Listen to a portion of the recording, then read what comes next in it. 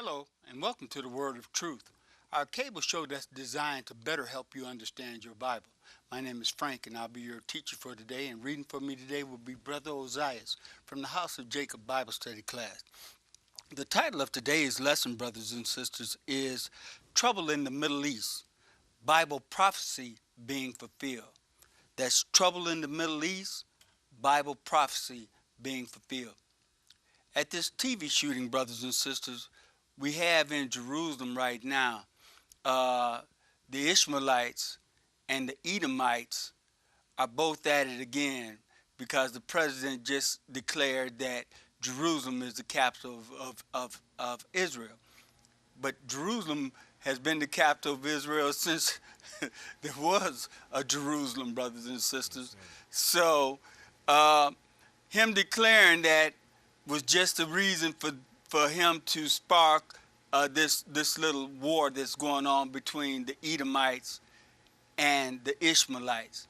Now what you have, brothers and sisters, is you have the Gentiles and the Ishmaelites and the Edomites trying to determine what's happening in Jerusalem, the capital of the Israelites, brothers and sisters. And we're going to show you that in this lesson. We're going to start this lesson out, brothers and sisters, in Matthew, the 24th chapter. In this 24th chapter of Matthew, Jesus' disciples came to him and they were asking him what would be the sign of his coming and of the end of the world. And he went on to give them signs that would be happening at his return, brothers and sisters. And we're going to take a look at some of those signs. We're going to start this out in Matthew, the 24th chapter, and we're going to pick it up at verse 1. Go ahead, brother. And Jesus went out and departed from the temple, and his disciples came to him for to show him the buildings of the temple. And Jesus said unto them, See ye not all these things? Verily I say unto you, there shall not be left here one stone upon another that shall not be thrown down. And that actually took place in 70 A.D., brothers and sisters, when Titus, the son of Emperor Vespasian, came down and he besieged Jerusalem. That's when that took place. Keep reading. And as he sat upon the Mount of Olives, the disciples came unto him privately, saying, Tell us, when shall these things be? And what shall be the sign of thy coming and of the end of the world? Excellent questions. Tell us, when shall these things be? And what shall be the sign of thy coming and of the end of the world? And one of those signs, brothers and sisters, we're going to take a look at. Skip down to verse 6, brother. And ye shall hear of wars and rumors of wars. See that ye be not troubled, for all these things must come to pass, but the end is not yet. One of those signs that Jesus gave them as a sign of his coming back to the earth, brothers and sisters, was, ye shall hear of wars and rumors of wars. And he tells them to see that ye be not troubled, for all these things must come to pass, but the end is not yet. And what do you have, brothers and sisters, in the world today, brothers and sisters? You have wars and rumors of wars. Kim Jong-un over there, a little small nation, but a nuclear power, threatening world war, brothers and sisters. Over here in the Middle East, brothers and sisters, it's a powder keg, brothers and sisters, and I think the match has already been lit, brothers and sisters. It's already been lit. We're going to go into Isaiah, the 34th chapter. Isaiah, the 34th chapter. Once again, the title of the lesson is Trouble in the Middle East, Bible Prophecy Being Fulfilled, brothers and sisters, right in front of our very eyes. This is taking place right now, brothers and sisters. Pick it up, brothers, at Isaiah, the 34th chapter, and pick it up at verse 1. Go ahead. Come near, ye nations, to hear, and hearken, ye people. Let the earth hear, and all that is therein, the world, and all things that come forth of it. He wants the whole world to hear what he has to say. He wants the whole world to hear it. Go ahead. For the indignation of the Lord is upon all nations, and his fury upon all their armies. He said, for the indignation of the Lord is upon all nations, and his fury upon all their, what? Armies. Go ahead. He have utterly destroyed them. He hath delivered them to the slaughter. He hath utterly destroyed all the nation's armies. He hath utterly destroyed them. Skip down to verse 6. The sword of the Lord is filled with blood. It is made fat with fatness, and with the blood of lambs and goats, with the fat of the kidneys of rams. For the Lord have a sacrifice in Bozrah, and a great slaughter in the land of Idumea. Bozrah, that's the capital of Edom. Yes, sir. And Idumea is just another name for Edom, brothers and sisters. Skip down to verse 8. For it is the day of the Lord's vengeance. It is the day of what? The Lord's vengeance. It is the day of the Lord's vengeance, brothers and sisters. Go ahead. And the year of recompenses for the controversy of Zion. So there is a controversy, a dispute, brothers and sisters, a disagreement about the land of Zion. Zion, just another name for Israel, brothers and sisters, or Jerusalem. For it is a controversy of Zion, brothers and sisters. That means that you have a disagreement between opposing parties about something that's taking place in Zion. It is about that land, brothers and sisters. Let's go and find out who it is that has the controversy over Zion. Let's go to Genesis, the 12th chapter. You can't have a dispute unless you have opposing parties, brothers and sisters. There has to be a disagreement between one side or the other. We're going to find out who the people are that are having the disagreement. Yes, sir. Genesis, the 12th chapter, and pick it up at verse 6, brother. Go ahead. And Abram passed through the land unto the place of Sichem. Abraham, whose name was changed to Abraham, the father of many nations. Go ahead. Unto the plain of Moreh. And the Canaanites was then in the land. And Abram passed through the land unto the place of Sichem, unto the plain of Moreh, and the Canaanite was then in the land. This is the land of Canaan. Go ahead.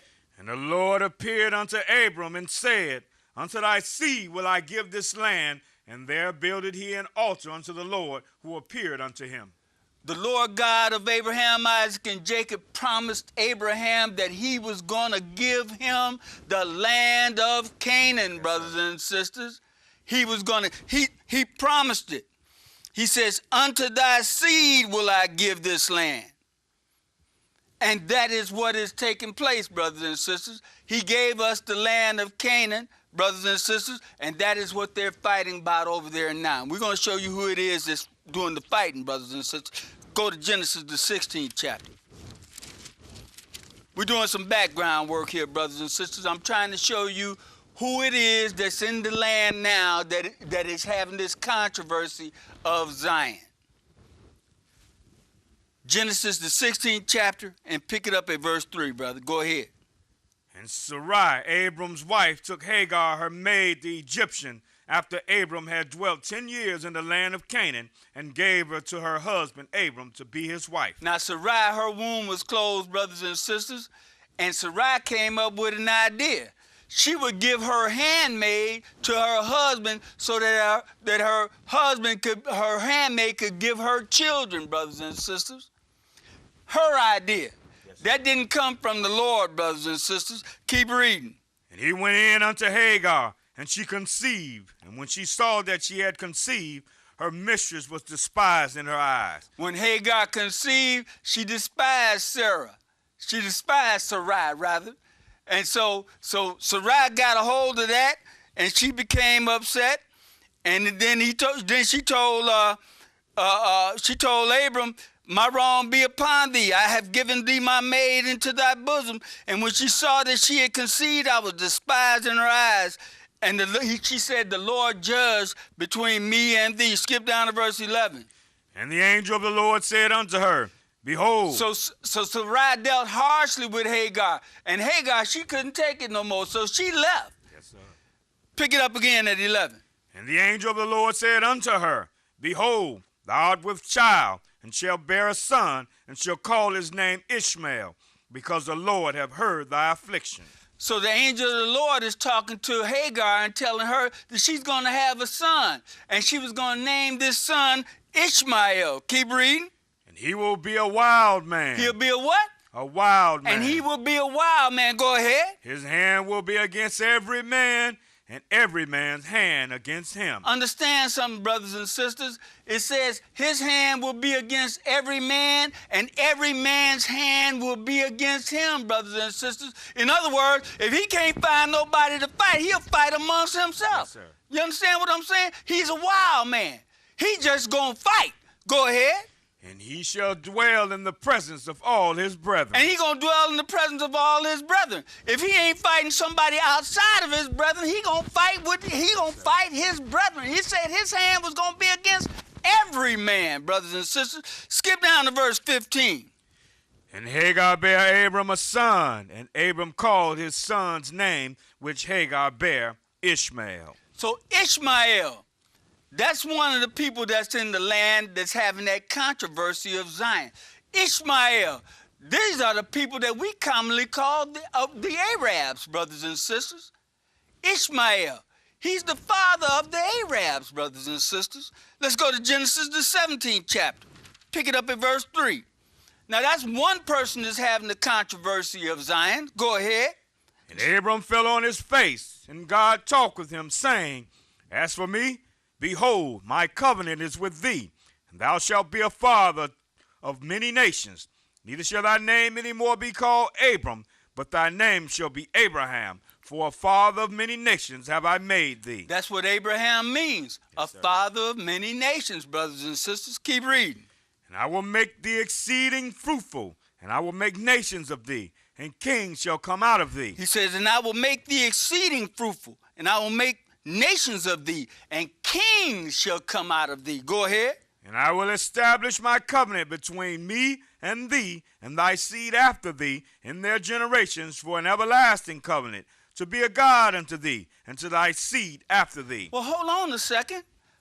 Isn't Ishmael a seed of Abraham? Yes, sir. Ishmael is also a seed of Abraham, isn't he? Yes, sir. Keep reading. And I will give unto thee, and to thy seed after thee, the land wherein thou art a stranger, all the land of Canaan, for an everlasting possession, and I will be their God. That's at least the second time that he's promised him that he's going to give him the land of Canaan, brothers and sisters. Skip down to verse 17. Then Abraham fell upon his face and laughed, and said in his heart, Shall a child be born unto him that is 100 years old? So the Lord told him that he told Abraham that he was going to have a son by his wife Sarah. And Abraham was 90-some years old, and Sarah was in her late 80s. You understand what I'm saying? So Abraham is laughing because the Lord is telling him that Sarah's going to have a child. Keep reading. And shall Sarah, that is 90 years old, bear? And Abraham said unto God, O that Ishmael might live before thee. Well, he had a son already. So the Lord is promising him that his seed was going to inherit the land of Canaan. So he said, oh, that Ishmael might live before thee, because my son Ishmael is already here, and this son that you promised me, I don't have him yet. So, oh, that Ishmael might live before thee. Keep reading. Skip down to verse 21. But my covenant will I establish with Isaac, which Sarah shall bear unto thee at this set time in the next year. But the Lord told him that he was going to make kings, he was going to make a nation out of Ishmael, but his covenant was going to be with Isaac, whom Sarah would have in the next year. Yes, sir. You understand what I'm saying? Ishmael was going to be a nation, but his covenant, his agreement, his divine agreement was going to be with Isaac, Yes, brothers and sisters. Let's go to Genesis, the 25th chapter.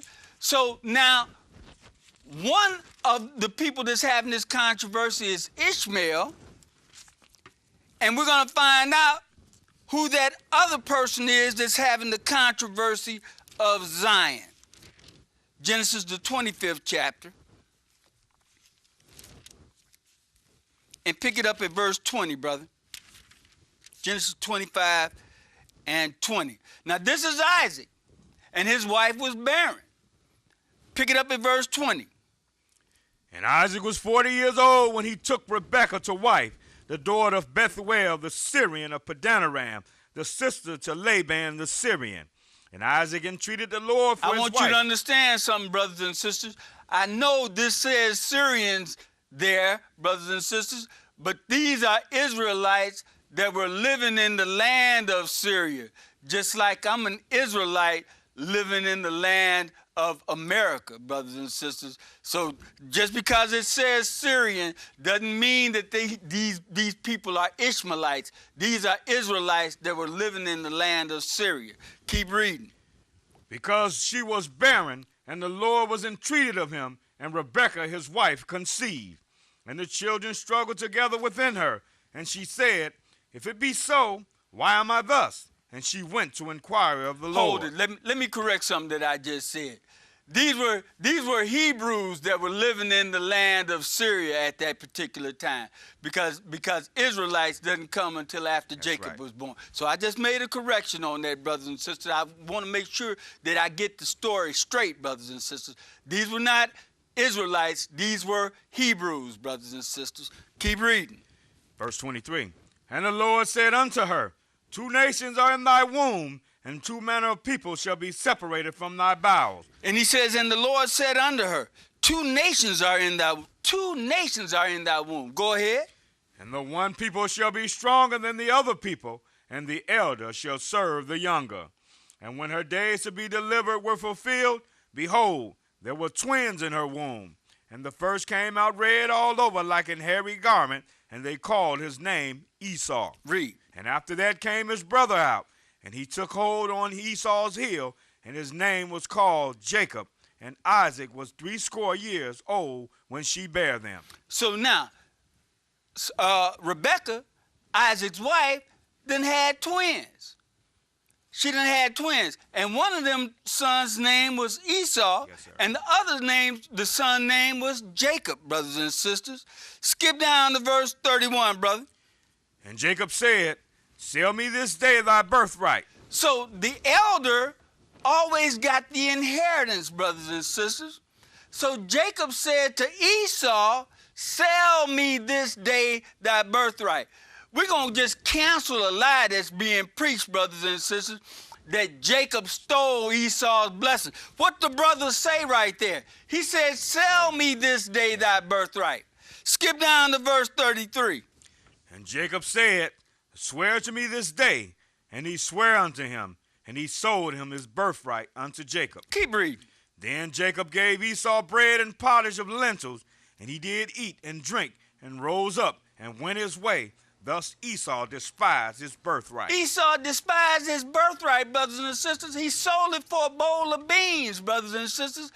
It couldn't have meant anything to him because the price that was exacted wasn't about nothing. It was a bowl of beans, brothers and sisters. So he sold his birthright for a bowl of beans. Let's go to Genesis, the 36th chapter. So one of these people that is having the issue or the controversy of Zion is the Ishmaelites. And the other person that's having this controversy of the land of Zion is Esau, or the Edomites. And we're going to find that out. Pick it up at verse 8, brother. Go ahead. Thus dwelt Esau in Mount Seir. Esau is Edom. One of Esau's names, brothers and sisters, is Edom. Another one of Esau's name is T-Man. Another one of Esau's name is Idumea, brothers and sisters. Another one of his names is Mount Seir. Understand, the Lord has many names. Even Lucifer has a lot of names, brothers and sisters. So Esau is Edom. Let's go to Genesis, the 32nd chapter. Genesis 32. We're doing some background work, brothers and sisters. I'm just trying to show you who it is that's having this controversy of Zion. Genesis, the 32nd chapter, and pick it up at verse 26, brother. Go ahead. And he said, Let me go, for the day breaketh. And he said, I will not let thee go, except thou bless me. And he said unto him, What is thy name? And he said, Jacob. And he said, Thy name shall be called no more Jacob, but Israel. For as a prince hast thou power with God and with men, and hath prevailed. Understand something, brothers and sisters. Now, Abram's name was changed to Abraham. Sarai's name was changed to Sarah. Jacob's name was changed to Israel, brothers and sisters. So Esau's brother, Jacob, his name was changed to Israel. Israel is the father of the Israelites, brothers and sisters. 12 tribes that came out of Jacob, Israel, brothers and sisters. Let's go to Genesis, the 27th chapter. We're talking about the controversy of Zion. Genesis 27, and pick it up at verse 41. Genesis 27 and verse 41. Now, it's going to tell you here, brothers and sisters, that Esau hated his brother because of him selling his own birthright. Yes, sir. Genesis 27, and pick it up at verse 41. Go ahead, brother. And Esau hated Jacob because of the blessing wherewith his father blessed him. Why did he hate him because of the blessing with his father blessed him, brothers? Because he sold his birthright, brothers and sisters. He sold it. But he hated his brother because his brother bought it from him. Go ahead. And Esau said in his heart, the days of mourning for my father are at hand. Then will I slay my brother Jacob. So he hated his brother to the point that he was willing to kill him because of this birthright. Yes, sir. Something that he had sold. Let's move on a little bit further. Let's go to Ezekiel, the 35th chapter. I'm trying to show you what his mindset is. Edom, Esau, what his mindset is toward his brother Jacob, Israel. Ezekiel, the 35th chapter.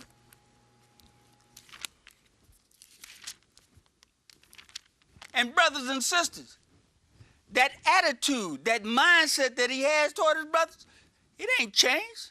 No, sir. It's still the same. Because we're going to find out that this is a perpetual hatred. Perpetual meaning never ending, lasting forever. Esau hates his brother Jacob to this very day. Ezekiel, the 35th chapter, and pick it up at that second verse, brother. Go ahead. Son of man, set thy face against Mount Seir and prophesy against it. When you see Mount Seir, you're still talking about Edom. You're still talking about Esau, brothers and sisters. Skip down to verse 5.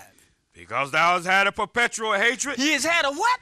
Perpetual A hatred. perpetual hatred, a never-ending hatred. In other words, the brother can't even come back and apologize and ask for forgiveness. He just hates his brother. Go ahead.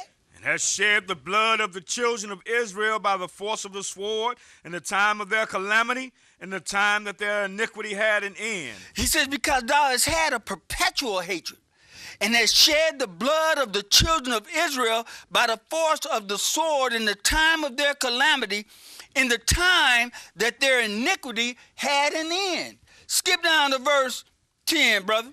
Because thou hast said, these two nations and these two countries shall be mine, and we will possess it, whereas the Lord was there. And Esau said, because thou hast said, these two nations, what two nations? After the death of Solomon, the kingdom was broken up in two. 10 tribes became the tribes of Israel, and 2 tribes became Judah, brothers and sisters. And all 12, both of those make 12 tribes, brothers and sisters. But Esau has said in his mind that these 2 nations shall be mine. Well, wait a minute. They would have been yours, brother, but you sold it. Yes, sir. You understand what I'm saying? And you hate your brother because you sold your birthright. Let's move on a little bit further. Let's go to Luke, the 21st chapter.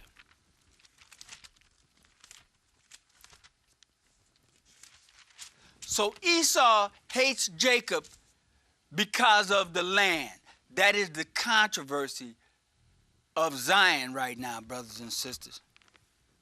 But we're going to also find out, brothers and sisters, that something took place. The true Israelites are not in the land today, brothers and sisters. That is an impostor over there. Yes, sir.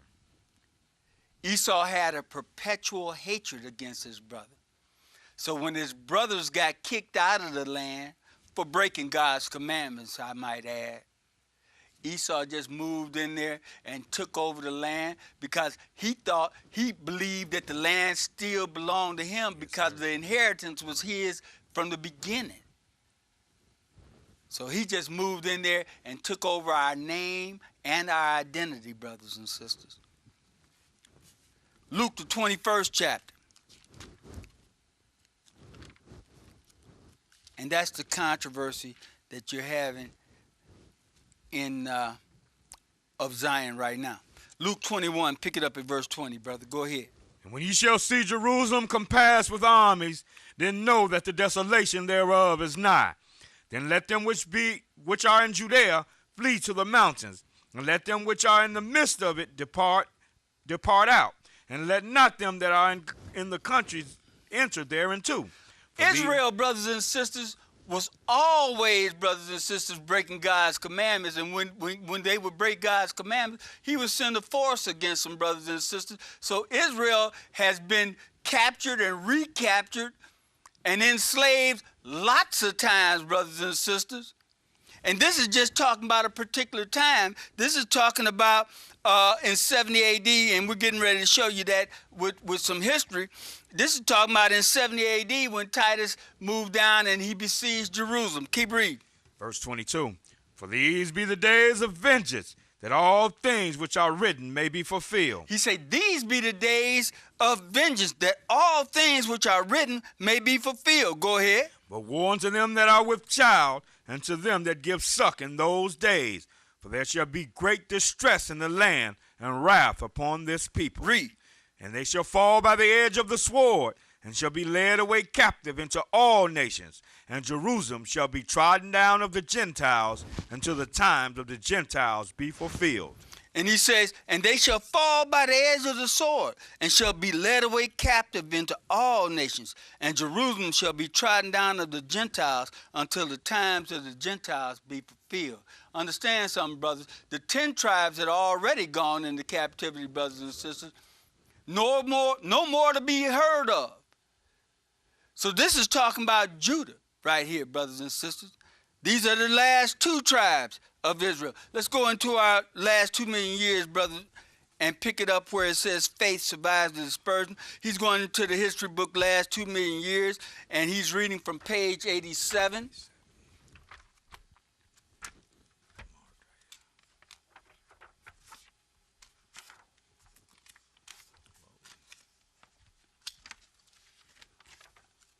Let me know. I should have had it marked. I think this is the marker, right? Okay. Take your time, bro. Here we go.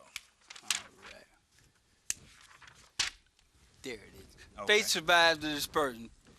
Faith survived the dispersion. The crucifixion of Jesus about AD 30 did not end Jewish resistance to the Roman occupation. In 70, when the country was again in a state of revolt, Jerusalem, the holy city, became the core of the resistance to the Romans. Titus, the son of Emperor Vespasian, proceeded to lay siege to Jerusalem. What is siege, brothers and sisters? That's encircle. Yes, Then he say, when you see Jerusalem compassed with armies, that's a siege, brothers and sisters. Go ahead. You're surrounded by your enemies. Go ahead. The city fell, and the inhabitants were enslaved in their thousands and dispersed throughout the Mediterranean world. This was the first dispersion, and worse was to follow. Continual insurrections and revolts against Roman rule led to the total destruction of Jerusalem in 135. The city was renamed Aelia Capitol. That's good, brother. That's good. So we understand, brothers and sisters, that in 70 AD, there was that first dispersion where, well, actually, the 10 tribes had already been dispersed, and this is talking about Judah, brothers and sisters. So Judah in 70 AD, they were enslaved and dispersed throughout the Mediterranean world. Let's go to Psalms, the 83rd chapter. Psalms chapter 83. Psalms chapter 83.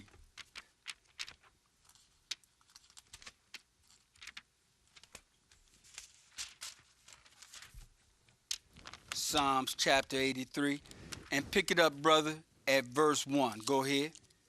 Keep not thou silence, O God.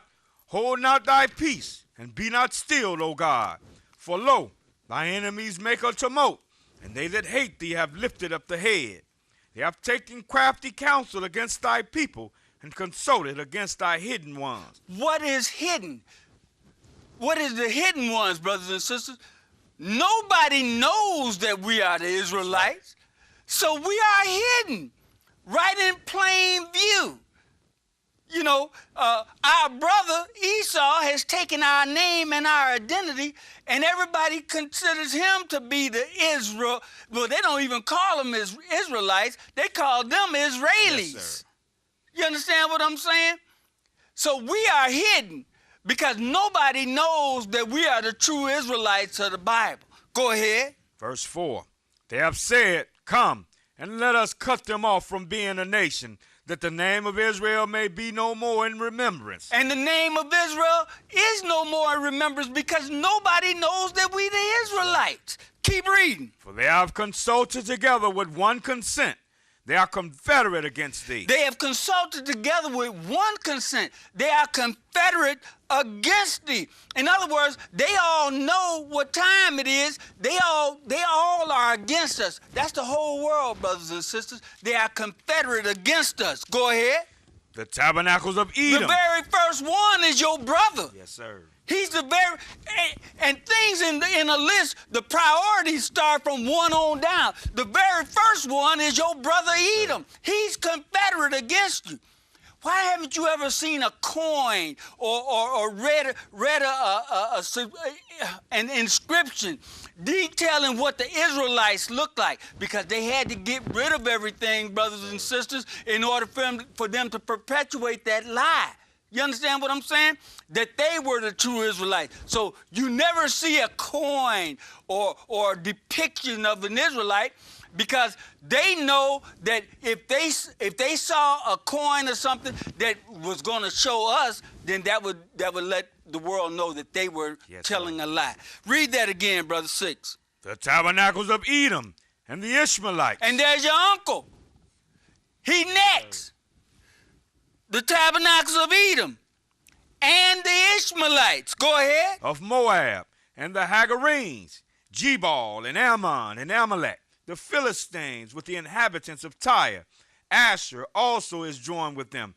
They have hope in the children of Lot. Children of Lot, that's Moab. Go ahead.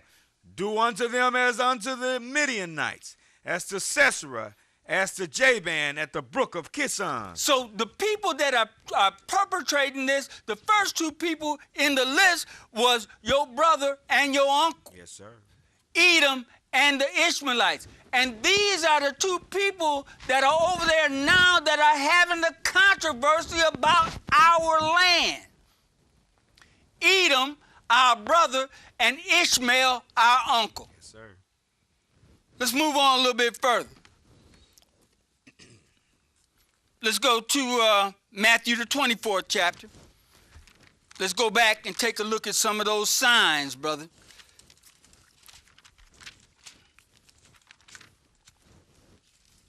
Matthew, the 24th chapter.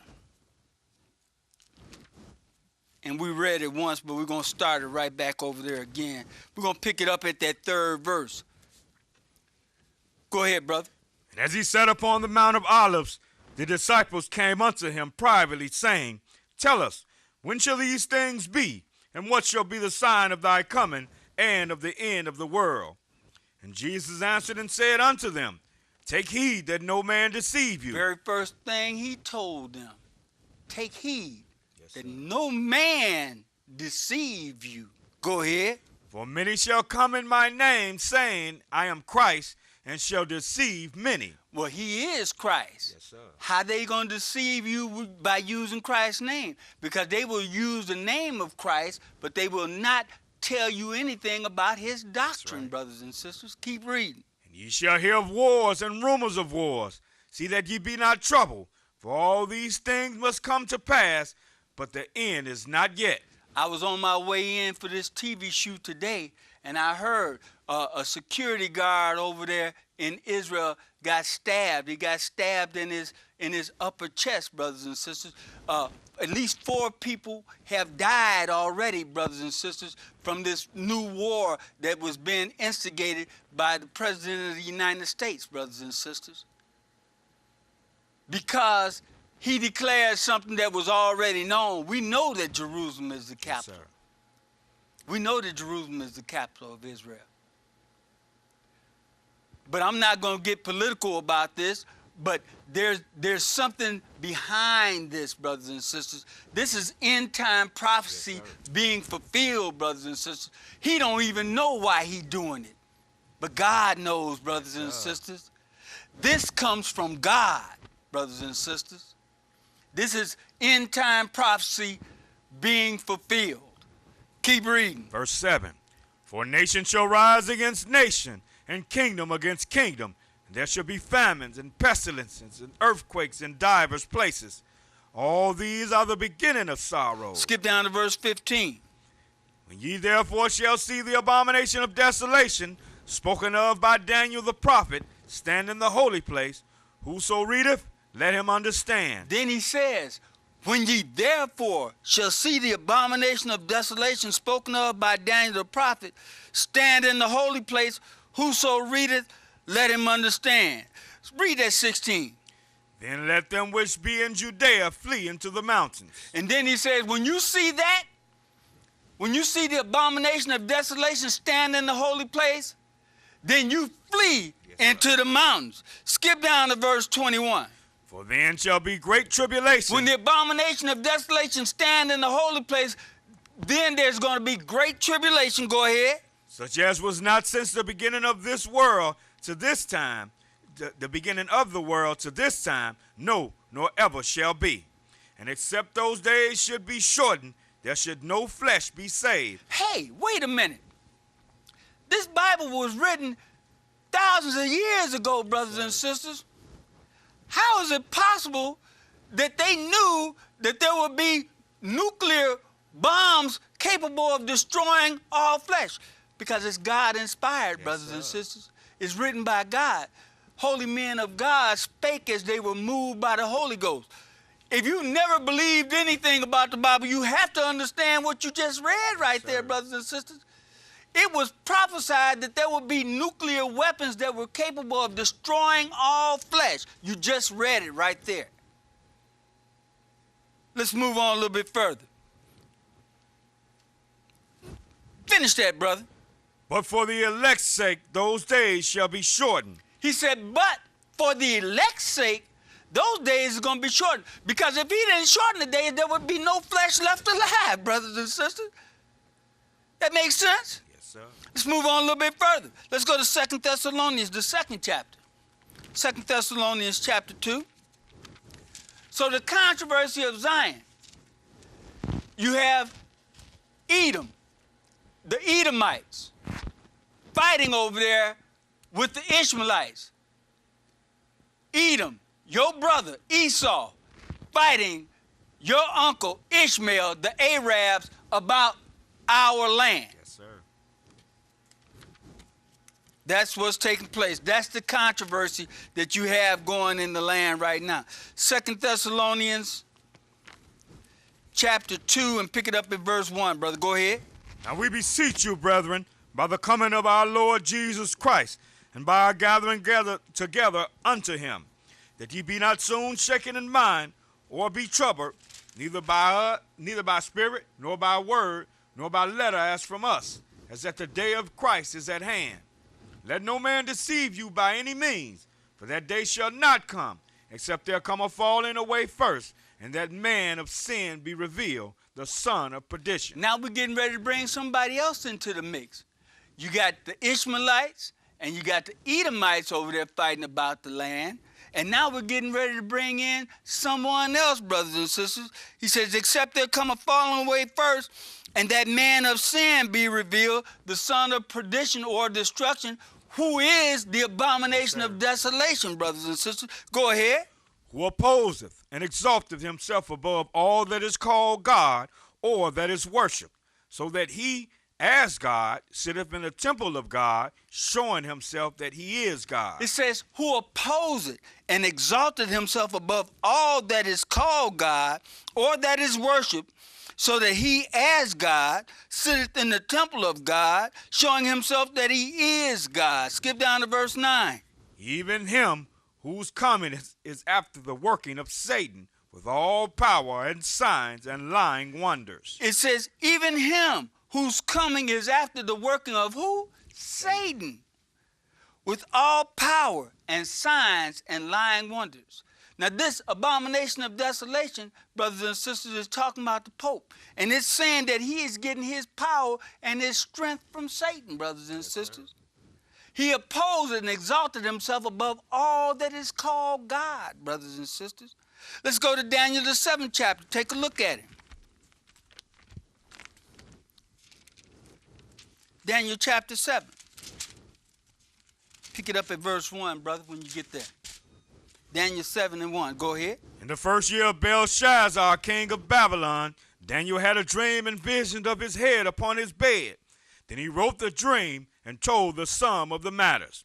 Daniel spake and said, I saw in my vision by night, and behold, the four winds of heaven strove upon the great sea, and four great beasts came up from the sea, diverse one from another. And he says, and four great beasts came up from the sea, diverse one from another. This sea, brothers and sisters, is talking about mankind. Yes, sir. And these four great beasts, brothers and sisters, that are talking about four kingdoms that shall arise on the earth, brothers and sisters. Four kingdoms that would rule the earth, brothers and sisters. Yes, sir. Skip down to verse 7. After this I saw in the night visions, and behold, a fourth beast, dreadful and terrible and strong exceedingly, and it had great iron.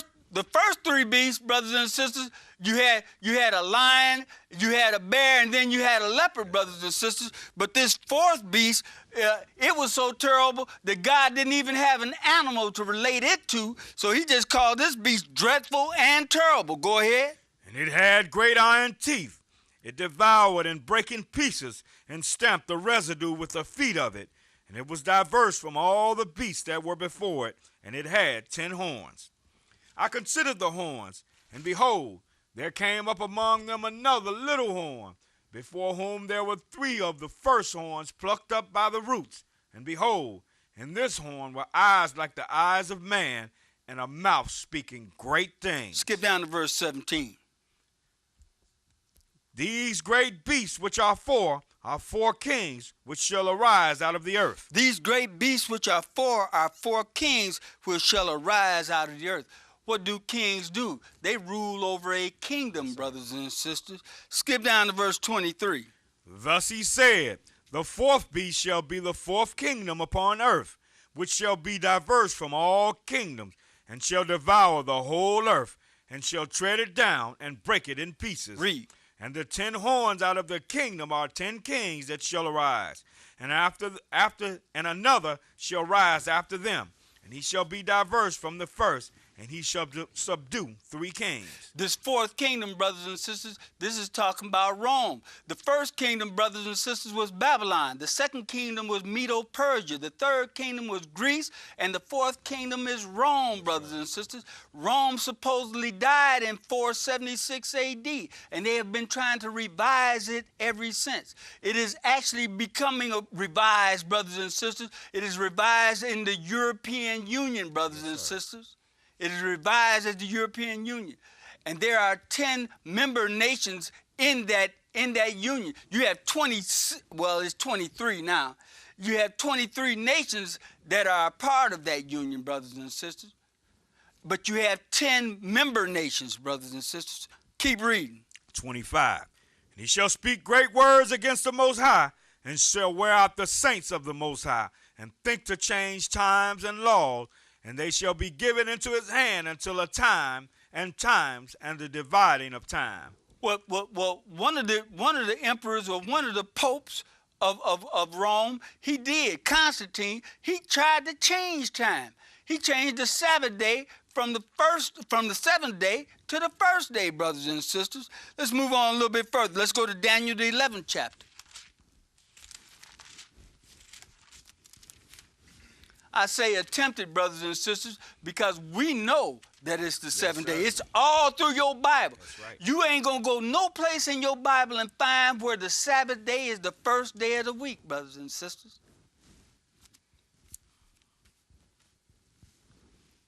Pick it up at, so this fourth beast, it said it was going to be diverse from all the kingdoms that were before it. Why is it diverse? Because it has a dual rulership, brothers and sisters. One of the rulers is a secular ruler, brothers and sisters, or a governmental ruler, and the other ruler of this fourth beast is a religious ruler, brothers and sisters. And I'm going to suggest something to you, that the religious ruler, he rules over the secular ruler.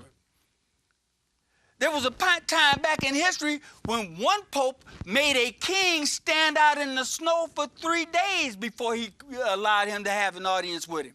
3 days in the snow, barefoot. So you tell me who's running who. That's right. Pick it up at Daniel 11 and pick it up at verse 31. Go ahead, brother. An arm shall stand on his part. Arms, meaning armies, is going to stand on his part. Go ahead. And they shall pollute the sanctuary of strength, and shall take away the daily sacrifice, and they shall place the abomination that maketh desolate. Skip down to verse 36. And the king shall do according to his will. And he is a king, brothers and sisters. He has his own city-state. It's a country, brothers and sisters, inside of Rome. It is called Vatican City. Yes, sir. He is a king. He wears a crown. Go ahead. He shall exalt himself and magnify himself above every god, and shall speak marvelous things. Well, that's what we heard in 2 Thessalonians, wasn't it? Yes, sir. He's going to oppose and exalt himself above God, all that is called God. Go ahead. And he shall speak marvelous things against the God of gods, and shall prosper till the indignation be accomplished. For that is determined shall be done. Read. Neither shall he regard the God of his fathers, nor the desire of women, nor regard any God. Go ahead. For he shall magnify himself above all. He's going to magnify himself above all. Skip down to verse 41.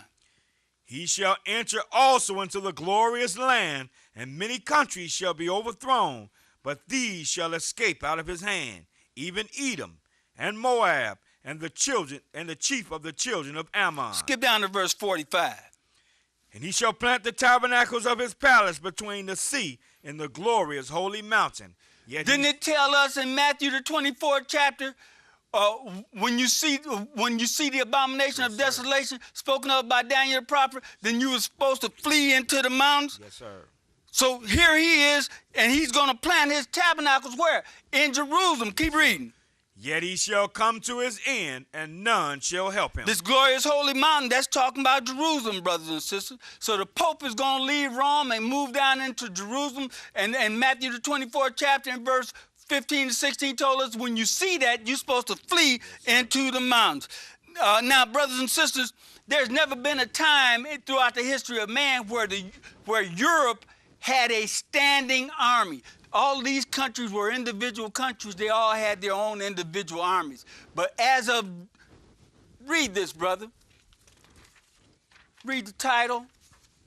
The EU signed a historic deal to integrate 23 armies to shake off its U.S. dependence. Didn't it tell us here that it says, verse 30 of Daniel 11 and 31 says, an arm shall stand on this part. Well, there had to be a standing army in order for the armies to stand on this part. Keep reading. It took 70 years, but the European Union finally signed a pact today, November 13th, agreeing to integrate military funding, weapons development, and deployment of European defenses. Integrate. That means join together, brothers and sisters. In other words, we were separate, we were segregated, but now we're integrated. Go ahead. The UK had always resisted the idea of joint EU defense, fearing some kind of big European army, but the country's planned exit from the bloc has removed that hurdle, allowing 23 other EU countries to move forward. Once Brexit happens, the UK could still possibly be involved, but for a price. The group will have a €5 billion 5 billion euro, that's 5.8 billion dollars, US dollars, European Defense Fund to buy weapons, a different fund for operations, and also get money from the EU budget for research. In the end, it means that the EU would have stronger, better synchronized national military forces to respond to crises together. German Foreign Minister Sigmar Gabriel called it a milestone in European development. It is a milestone because it had never happened before, brothers and sisters. It had never happened before that there was one standing army for Europe, brothers and sisters. But arms had to stand on the Pope's part. Go ahead. Co-development of weapons could be good news for European defense companies. I think it is a potential game changer. Heyman Bokshi, the CEO of Swedish defense company Saab, told the Wall Street Journal paywall. This could develop new products and help increase efficiency in Europe. Thank you, brother. That's good. Let's move on a little bit further. We're going to have to push it up a little bit. Joel chapter 3.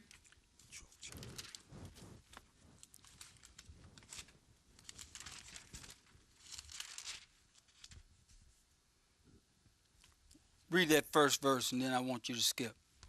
For behold, in those days and in that time, when I shall bring again the captivity of Judah and Jerusalem, keep reading. I will also gather all nations and will bring them down into the valley of Jehoshaphat, and will plead with them there for my people and for my heritage Israel, whom they have scattered among the nations and parted my land. Whom they have scattered among the nations and parted my land. Skip down to verse 9. Proclaim ye this among the Gentiles. He says, proclaim ye this among the Gentiles. Go ahead. Prepare war. Wake up the mighty men. Let all the men of war draw near. Let them come up. Beat your plowshares into swords and your pruning hooks into spears.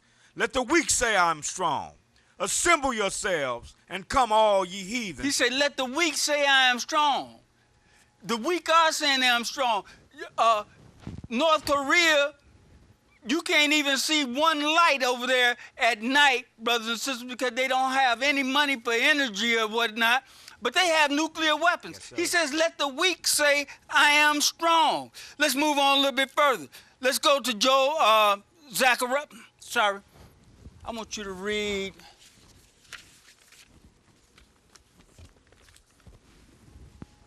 I don't have that right here, right now. But Jerusalem is divided, brothers and sisters. It is already divided into 4 quarters, brothers and sisters. You have the Armenian, the Christian, the Muslim, and there's one other one, brothers and sisters, and I need to get my notes.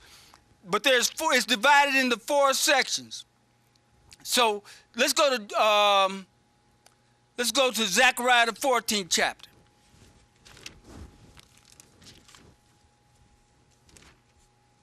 Zechariah chapter 14. And pick it up at verse 1. Go ahead. Behold, the day of the Lord cometh, and thy spoil shall be divided in the midst of thee. For I will gather all nations against Jerusalem to battle, and the city shall be taken, and the houses rifled, and the women ravished, and half of the city shall go forth into captivity, and the residue of the people shall not be cut off from the city. Didn't he tell us in Isaiah the 34th chapter that there was a controversy of Zion? Yes, keep reading. Then shall the Lord go forth and fight against those nations as when he fought in the day of battle. And his feet shall stand in that day upon the Mount of Olives, which is before Jerusalem on the east. And the Mount of Olives shall cleave in the midst thereof, toward the east and toward the west. And there shall be a very great valley, and half of the mountain shall remove toward the north, and half of it toward the south. And ye shall flee to the valley of the mountains, for the valley of the mountains shall reach unto Azel. Yea, ye shall flee, like as ye fled from before the earthquake in the days of Uzziah, king of Judah. And the Lord my God shall come, and all the saints with thee. So the Lord is going to marshal all these countries down into this valley, brothers and sisters, where he's going to plead with them. And when it says plead, that don't mean that he's going to stand there and beg. That means he's going to bust some heads down there, brothers and sisters. Let's go to Isaiah the 13th chapter. Isaiah chapter 13.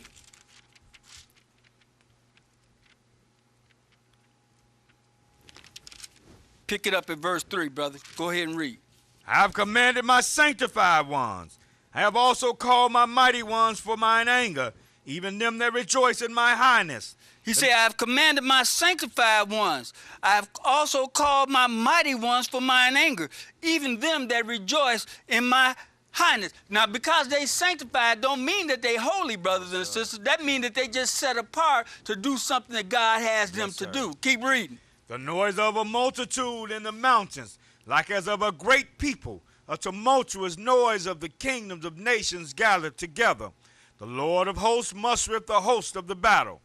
They come from a far country, from the end of heaven, even the Lord and the weapons of his indignation. Skip down to verse 17. Behold, I will stir up the Medes against them, which shall not regard silver, and as for gold, they shall not delight in it. Who are the Medes, brothers and sisters? That's Russia. Yes, sir. That's Russia, brothers and sisters. That's the Medo-Persian Empire, brothers and sisters, all over again. Yes, sir. Let's go move on a little bit further. Let's go to Revelation chapter 9.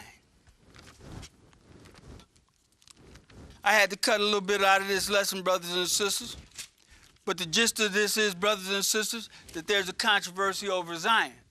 And that controversy, brothers and sisters, is being fought out between Ishmael, the Arabs, the Edomites, who are so-called Israelis, and the Gentiles, brothers and sisters, the children from the isles of the sea, brothers and sisters, we commonly call the white man. Pick it up at 9 and verse 3. Go ahead. There came out of the smoke locusts upon the earth, and unto them was given power, as the scorpions of the earth have power. And it was commanded them that they should not hurt the grass of the earth, neither any green thing, neither any tree, but only those men which have not the seal of God in their forehead. Skip down to verse 15. And the 4 angels were loose, which were prepared for an hour, and a day, and a month, and a year, for to slay the third part of man. And the number of the army of the horsemen were 200,000, and I heard the number of them. He says, and the number of the army of the horsemen were 200,000. That's 200 million men, Yes, brothers sir. and sisters. Now understand, you can research this yourself, brothers and sisters. The European Union, that army is going to be 1.8 million. So you're talking about 100 to 1. 100 to 1. You're talking about almost 2 million men going up against 200 million men. Yes, let's go to Ezekiel, the 38th chapter, and this is last. Ezekiel chapter 38. Brothers and sisters, this is a summary of a much longer lesson. We pray that you come out to the house of Jacob so that we can enlighten you with all of what God has to say about his end-time prophecies. Ezekiel 38, and I want you to read verse 21. Read. And I will call for a sword against him throughout all my mountains, saith the Lord God. Every man's sword shall be against his brother. Read. And I will plead against him with pestilence and with blood, and I will rain upon him, and upon his bands, and upon the many people that are with him, and an overflowing rain, and great hailstones, fire, and brimstone. That's good. Understand, brothers and sisters, you have a controversy of Zion, brothers and sisters. You have the Ishmaelites fighting against the Edomites, and the Gentiles will be coming down and joining with them. I hope you got some understanding out of this lesson.